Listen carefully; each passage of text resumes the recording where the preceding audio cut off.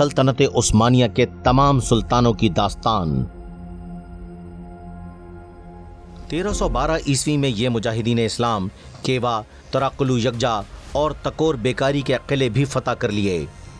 कुछ मुद्दत बाद उस्मानी फौज के इन मर्द मुजाहिदों ने किबरी हिसार जैसा किला, जो इंतहाई मजबूत और नाकाबिले तस्खीर समझा जाता था, उस पर भी इस्लामी परचम लहरा दिया।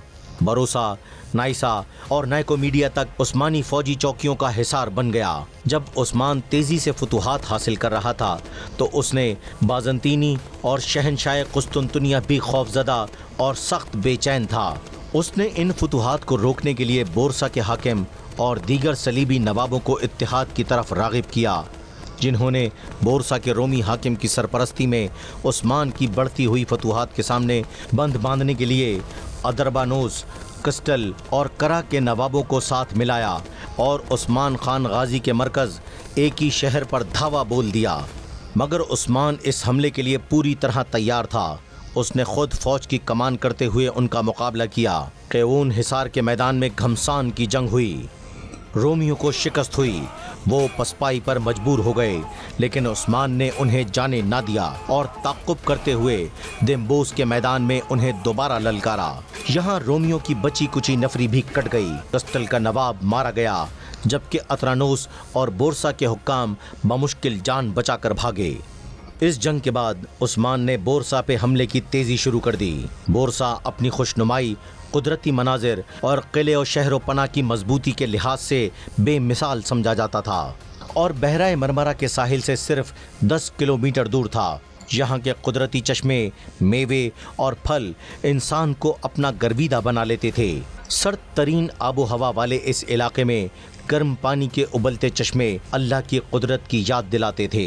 उस्मान ने 1317 ईस्वी में बोरसा के अतराफ में 2 किले तामीर कराना शुरू किए, ताकि मुहासरा कितना भी तवील हो, अफवाज की हिम्मत ना टूटे। किलों की तामीर मुकम्मल होने पर उस्मान ने 1322 ईस्वी में अफवाज लेकर बोरसा का सख्ती से मुहासरा कर लिया। मुहासरा तवील तरीन होता चला गया। उस्मान ने अपनी मुहिम अपने जानशीन ओरहान के सुपुर्द की और ख़ुद दूसरे शहरों का रुख कर लिया। उस्मान ने यकचा हिसार, आख हिसार और तकफूर बकारी को जंग के बगैर हासिल कर लिया। उस्मान बूढ़ा हो रहा था बहुत ज़्यादा और मुस्तकिल मुहिमात ने उसको बीमार कर दिया था।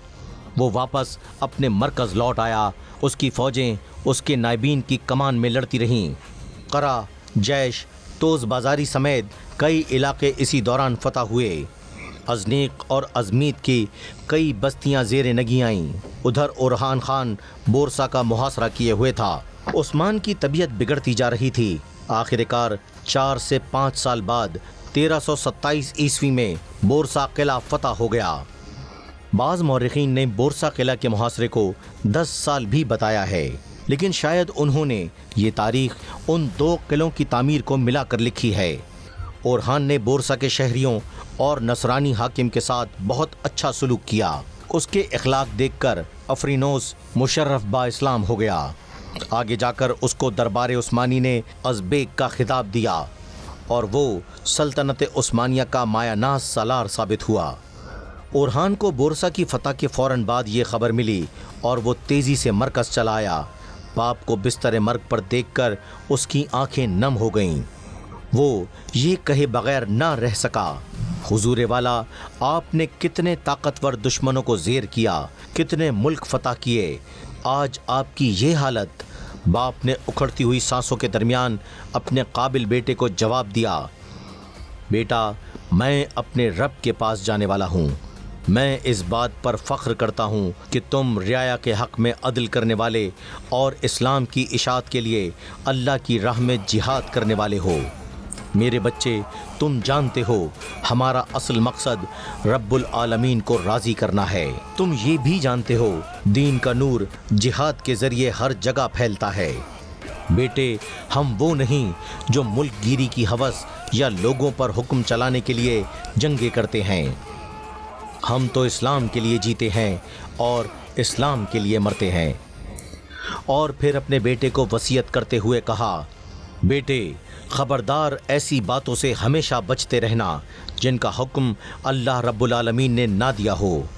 میرے بیٹے، اپنے تابع اداروں کی عزت اور تعظیم کر کے انہیں ساتھ ملائے رکھنا، فوج کو انعام و اکرام سے نوازتے رہنا۔ دیکھو ایسا نہ ہو شیطان تمہیں دولت اور فوج کے غرور میں مبتلا کر دے۔ بیٹا، میں تمہیں علماء دین کا ہمیشہ لحاظ رکھنے، ان کی زیادہ سے زیادہ عزت کرنے اور ان کے مشوروں پر چلنے کی وصیت کرتا ہوں۔ شریعت کے ماہرین سے کبھی دوری اختیار نہ کرنا۔ جب کوئی مشکل آن پڑے تو علماء سے مشورہ لینا، وہ تمہیں کبھی بھلائی کے سوا کسی بات کا نہیں کہیں گے۔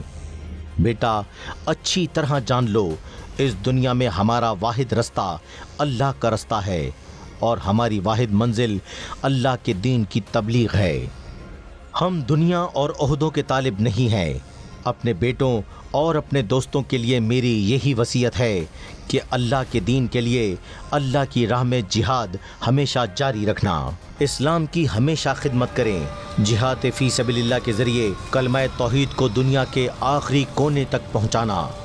میری اولاد میں سے جو بھی حق اور انصاف سے برگشتہ ہو، وہ قیامت کے دن نبی مہربان رسول اللہ صلی اللہ علیہ وآلہ وسلم کی شفاعت سے محروم ہوگا۔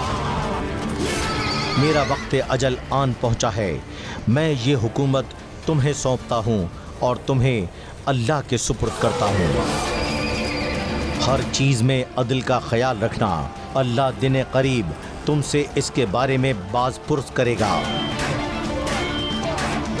یہ وہ وصیتیں تھیں جو عثمان خان غازی کے بیٹوں اور پوتوں نے اپنی گرہ سے باندھ لیں اور انہیں اس سلطنت کے دستور اساسی کی حیثیت حاصل ہو گئی۔ جب تک عثمانی سلاطین ان پر کاربند رہے، کامیابیاں قدم چومتی رہیں اور وصیتوں کے بعد 21 رمضان 1326 عیسوی کو عثمان دنیا فانی سے کوچ کر گیا۔ اس کی وصیت کے مطابق اس کی تدفین بورسا میں کی گئی۔ عثمان نے اپنے والد ارطغرل الغازی سے حاصل کردہ 4800 کلومیٹر کی جاگیر کو 16000 کلومیٹر پر محیط ایک زبردست ریاست بنا دیا، جو جنوب میں کوتایا، شمال میں بحر مارمورا اور بحر اسود تک وسیع تھی۔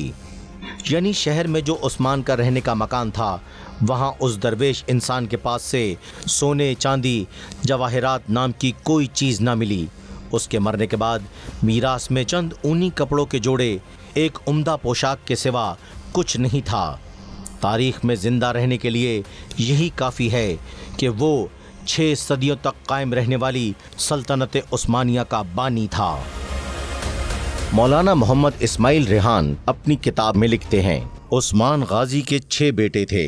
سب سے بڑا بیٹا اورحان، دوسرا بیٹا علاؤالدین علی بیگ، پازارلی، چوپان، ملک اور حمید۔ تاریخ میں زندہ رہنے کے لیے یہی کافی ہے کہ وہ 6 صدیوں تک قائم رہنے والی سلطنت عثمانیہ کا بانی تھا، عثمان غازی رحمت اللہ علیہ۔